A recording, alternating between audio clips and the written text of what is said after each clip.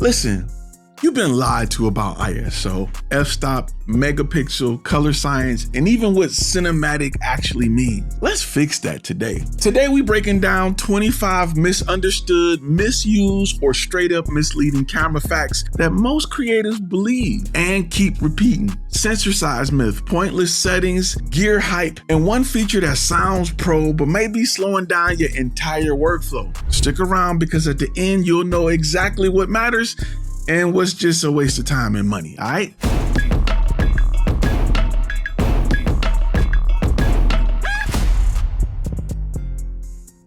What's good, creators? It's your boy Ty, former Army combat photographer and the founder of FlashFilm Academy, where we help content creators build businesses, not just a portfolio. This isn't trivia. This is the kind of no fluff clarity that helps you stop overspending, overthinking, and over editing. So let's go through 25 camera truths that are actually lies and break the myth cycle once and for all right? Real quick, also, before we dive in, make sure you grab our free Capture and Convert kit over at FlashFilmAcademy.com. And if you're unsure where to start in your business, we got a quiz, a free quiz you can take to see where you need to be over at FlashFilmAcademy.com, all right? That's over on the website. Check that out when you get time, but let's get right into it. Number one, ISO. It isn't a brightness setting.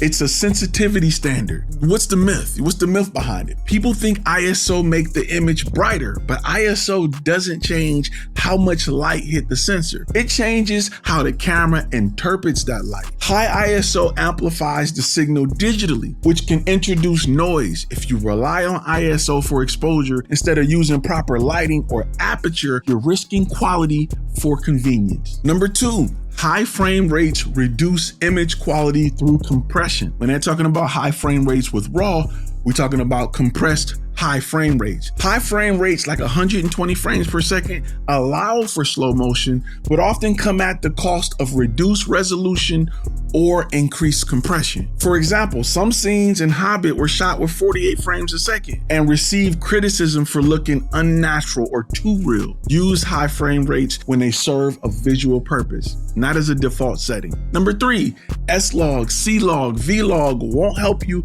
if you don't expose correctly. Log profiles flatten your footage to preserve highlights and shadow detail, but if you don't expose them correctly, typically brighter than you would a Rec 709 footage, you'll end up with noisy, unusable images. The log format isn't broken.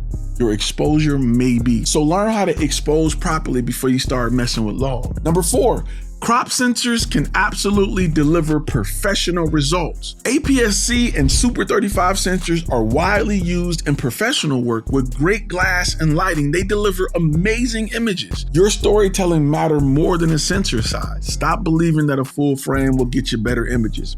It won't. Number five, most clients can't tell the difference between 4K, 1080p, or 8K. Social platforms compress resolution significantly. If your lighting, framing, and clarity are strong, most viewers won't notice or care about resolution past 1080p. Number six, lighting beats lens choices 9 out of 10 times. You can have a $3,000 lens, but bad lighting will kill your image. A $200 softbox and a bounce used properly can produce far better results than high-end glass in poor conditions. Get your lighting game right. Number seven, LUTs don't fix bad footage. They just add color. LUTs apply a preset look. They don't fix poor lighting, bad focus, or exposure mistakes. And I know this is common sense to a lot of y'all, but to dumb it down, great footage can look cinematic with the LUT. Bad footage just get tinted.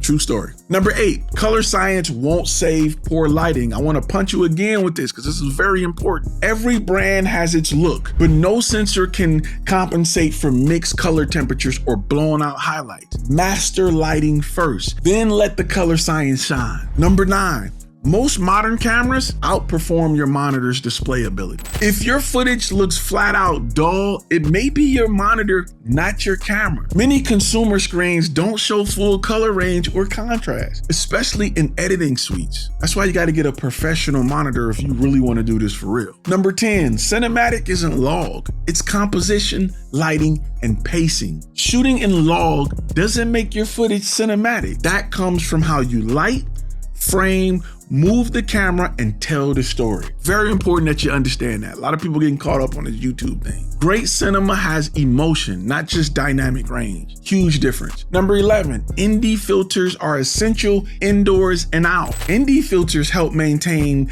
natural motion blur and depth of field by allowing you to use lower shutter speeds or wider apertures even under bright lights or studio setups. It's not just for outdoor use. A lot of people use them indoor as well. Number 12, you don't need to shoot 24 frames per second to be cinematic. 24 frames per second is traditional for film, but it's not the only option. Many scenes in modern blockbusters mix frame rates. Cinematic is about tone and pacing, not a fixed number. 13, focus peaking isn't confirmation, it's a suggestion. Listen, focus peaking highlights area of high contrast, not sharpness. Always zoom in and verify when precision matters, like an interview or a product close-up. This is why you gotta invest in good monitors. Number 14, battery grips equal more batteries, not more power. A grip helps you extend shoot times, but it doesn't improve processing speed, image quality, or stabilization. It's convenience, not performance. I don't know how this got mixed up, but you'd be surprised how often I've seen this online. Number 15, log under bad lighting equals grain city. Log profiles are meant for controlled lighting environment. If you shoot log in low light and then try to brighten it in post, you'll introduce some serious noise. Learn how to expose properly. Stop using your light meter. Got to use false colors. Number 16, 8-bit footage is perfectly fine when lit and exposed well. Yeah, I said it. 8-bit footage can be stunning when shot properly. Unless you're doing extreme color grading or composition, 8-bit works for most online and commercial projects. You've just been fed that you need 10-bit to get a better image. You do, but you don't. Number 17,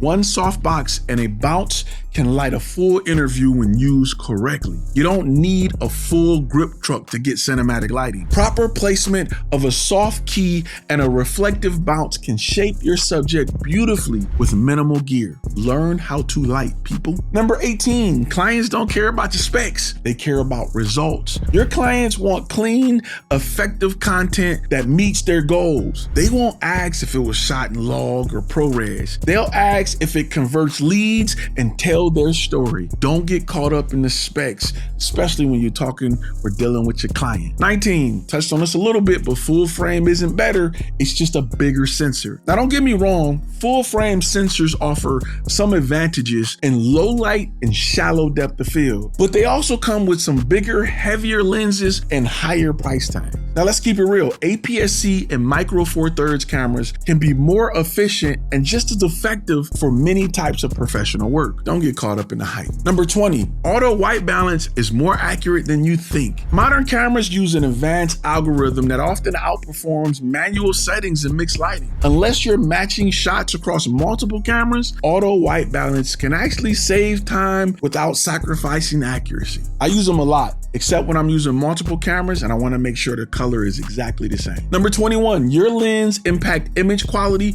more than your sensor does. A high-end lens provides sharper images, better contrast, and more accurate colors than a kit lens, regardless of sensor size. Invest in glass first. Marry the lens, date the bodies. Yeah, I said it. Number 22 is something I shouldn't even have to tell you, but I gotta say it. Zebras aren't a style. They're an exposure tool. Zebra stripes are used to warn you of overexposure in specific areas of your frame. They're not a visual effect. They're a pro-level guide to preventing blown out highlights. So understand how to expose and then understand how to use the tools needed to properly expose. Number 23, and this may be a shock to some of y'all, so sit tight. Shutter speed controls motion blur, not exposure in video. In photography, shutter speed affects both brightness and motion. In video, however, it only affects how movement appears. Brightness should be controlled with aperture or ISO. Use an ND filter if you need to maintain natural motion blur, but you don't really mess with shutter speed when it comes to video. Find other ways to alter your light or to allow or not allow profile the amount of light you want to hit your sensor.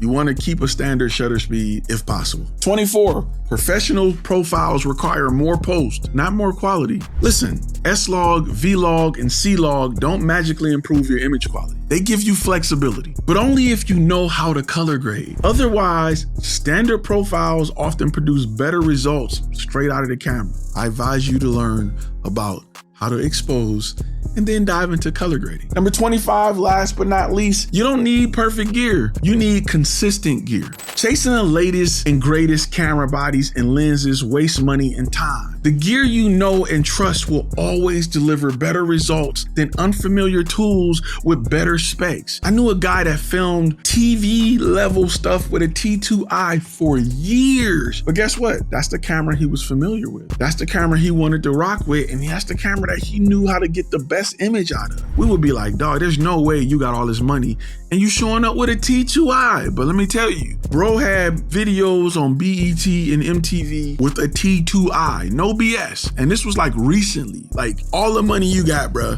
you still shooting with a T2i. But you know what he told me? I trust this camera. I trust this sensor. I know how to get the most out of this camera. So you can show up with your Lexus, your Reds. I'm rocking with this. It was mind blowing. But listen, not gonna say who he is, but I will tell you, if you've watched rap videos over the past 20 years, I guarantee you probably seen at least 10 of his music videos. Because 10 of them was in Billboard top 10, like pop charts, not rap charts, for quite some time. True story. Anyway, I hope you learned something from this video. If you got comments, let me be real with you. If you got some myths that you learn about that people overly use, post them in the comments. I may do a part 2 if I get enough of them, or you guys highlight on some stuff that just grinds my gears. But I think it's important that you know about these things, and it also can help you understand how important lighting is. I see so many people go out buy 10 lights, but they don't have a light meter. They go out and buy 20 flashes, but they don't have a light meter. They've never taken the time to understand how to light something. If you got a bunch of gear, a bunch of lights, a bunch of lenses, a bunch of cameras, you working with a bunch of Kodaks, and you talking about RAW and which RAW is better, but you don't know how to measure light, I'm done talking to you, fam, because you don't know what you're talking about. You got to understand light